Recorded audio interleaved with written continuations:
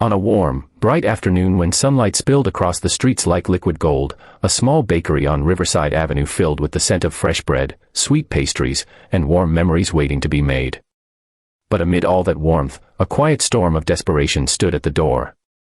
A thin, exhausted woman named Marissa stepped inside with dirt smudged on her clothes and worry carved into every line on her face.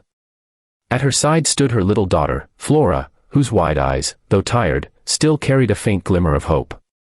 The mother's shoulders trembled as she gathered the courage to speak, because she had not eaten since yesterday, and Flora's last meal had been a shared apple pitifully divided between them.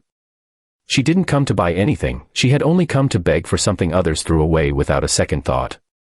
If you believe kindness still matters in this world, if you believe second chances can save someone's life, please take a moment to like, comment, share, and subscribe to Kindness Corner.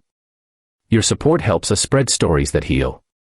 Inside the bakery, everything felt painfully luxurious to Marissa, rows of fresh loaves stacked neatly, pastries glazed like jewels, cakes decorated as if for royalty.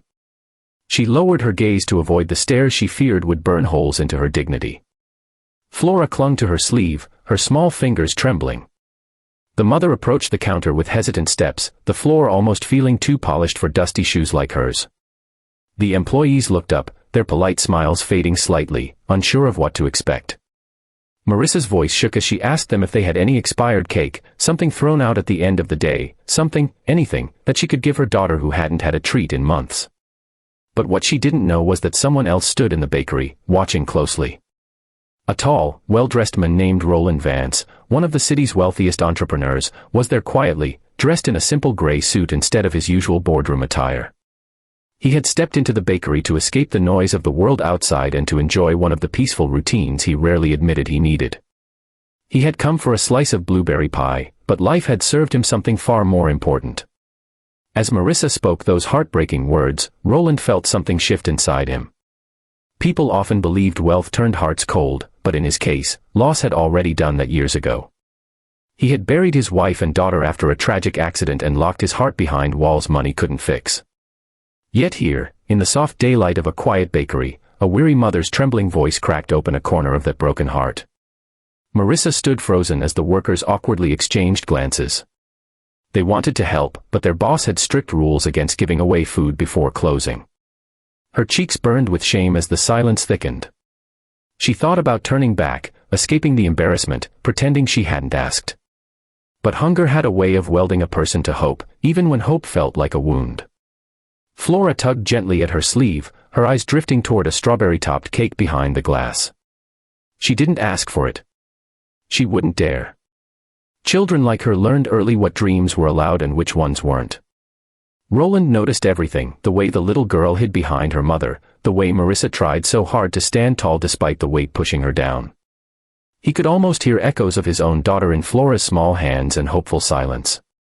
Something inside him broke in the most human way possible. It wasn't pity. It wasn't charity.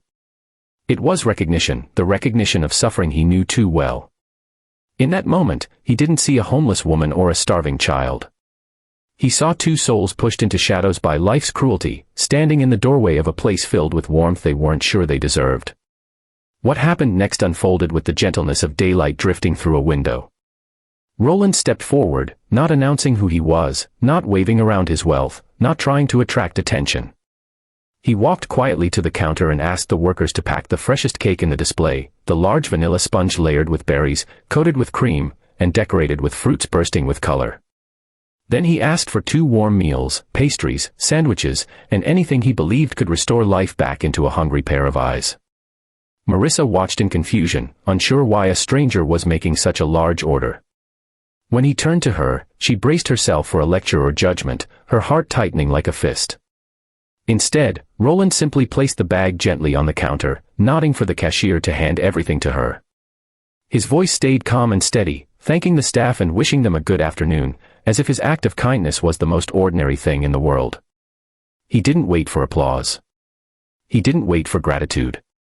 He simply took one step back and allowed Marissa to receive the kindness without pressure.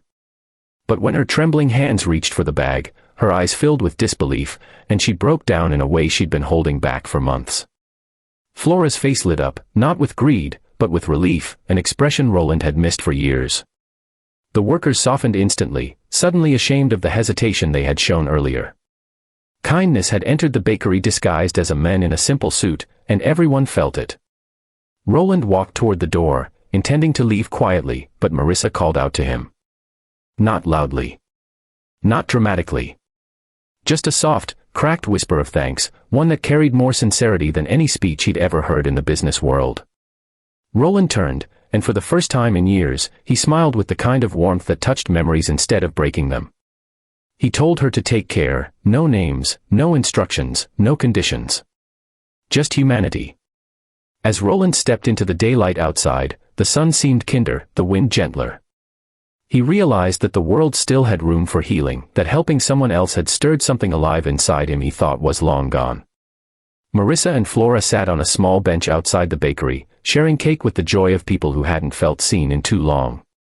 Their smiles, though quiet and tired, looked like the sunrise of a better day. And Roland understood that sometimes it wasn't grand gestures or millions of dollars that changed a life, it was one moment of compassion delivered at exactly the right time.